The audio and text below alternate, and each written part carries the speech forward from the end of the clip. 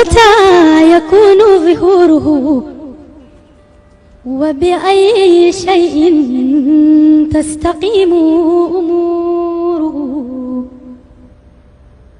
قال الملائكة الكرام ظهيره والبيض ترجفه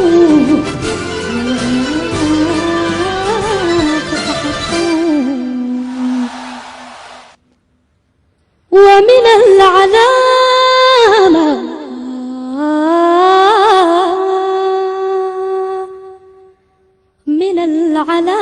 يوم يبعث مرسلا لم يبق من حجر ولا مدر ولا نجم ولا وحش الفلا إلا يصلي مفصحا ويسلم.